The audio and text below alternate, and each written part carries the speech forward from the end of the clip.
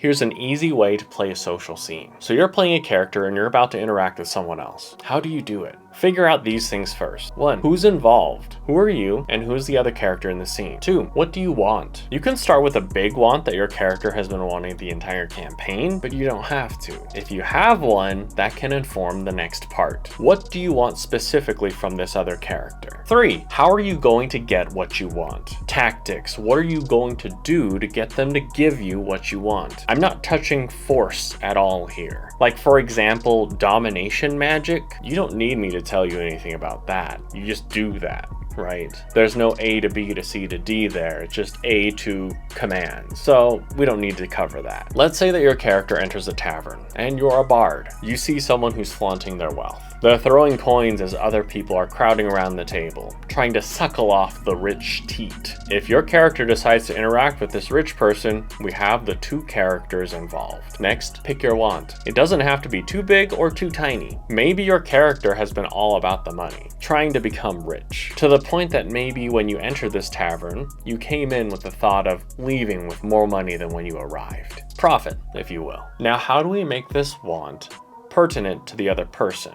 Require the other person. I want to get a free meal and a room out of this person. Now, if you're the GM in this case, think about the want of the rich person. What have they been doing? Flaunting their wealth. Why are they doing that? Maybe to feel important, to feel admired, appreciated. So now let's make this require the PC. What do they want from the PC? It can be as simple as, I want this person to say how much they admire me, how important I am, how much they appreciate me. Now we have the wants. How do we go after them? Here we talk tactically. We decide on our tactics so that we know how to play the scene. This bard is charismatic, so you can probably persuade the rich person. But how? Promises of romance? Perhaps a money-making opportunity? Or even deceptive extortion? Whichever we choose, we play with it. Same goes for the rich person as the GM. Though, based on how the scene has been set up, we kind of know how the rich person gets what they want, by flaunting the wealth and status. So let's play. Hi, beautiful. Oh, who do we have here?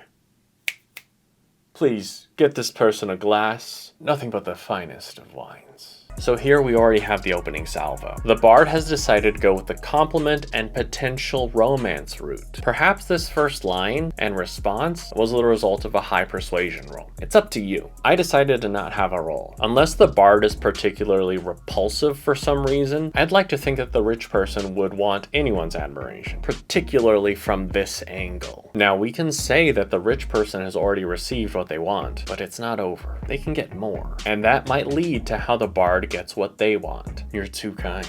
My character is going to try to kiss her hand. Oh, such soft hands. You seem to take good care of yourself. Oh, well, you know, change starts at home. You influence yourself before you can influence others around you. The move to kiss the hand and the compliment is simply doubling down, a show of intimacy while playing into the romance angle. The rich person here is essentially trying to humble brag, basically saying, yes, I do take care of myself, but trying to elevate herself as well, equating what she does with her appearance with changing her principles to affect the world. And what influence? You seem to be taking care of everyone around you. Oh no, I'm not that impressive. Oh, you are. You're feeding the masses, providing food and wine to everyone without asking for anything in return. You're positively magnanimous. Oh, stop. The bard is continuing down the same track, building and building. The rich person has basically become putty in the bard's hands and fishes for continued compliments. And speaking of fishing for things,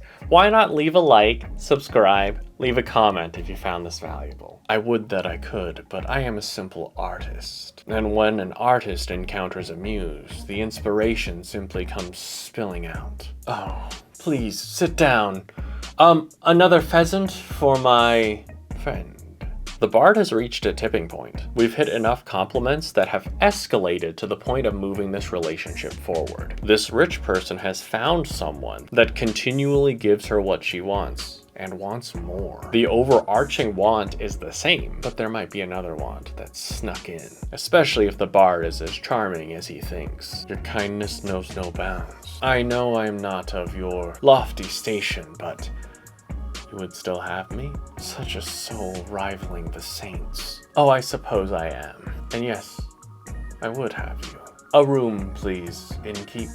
and fade to black on the laughter and flirting and possibly more. We see that the two characters aimed for what they wanted and essentially got it. The rich person got the admiration she wanted, and the bard got the meal and the room that he wanted. Now, not every scene is going to play out like that. Not every moment results in everyone getting what they want, but you always go for it. You find a want and attempt to get it. So remember, when you want to have a social scene, figure out who's involved, what you want, and what you want specifically from the other character, and then figure out your tactics to try to get it. If you ever find yourself struggling amidst the dialogue, just remember what it is you're after, and you can always make adjustments. So I hope you enjoyed that. If you found that valuable, please leave a like, subscribe, it really helps me out. And comment if there's a specific sort of scene you'd like to see role-played and analyzed. But until next time, wherever you are, whenever it happens to be, I hope y'all have a wonderful morning, afternoon, or evening.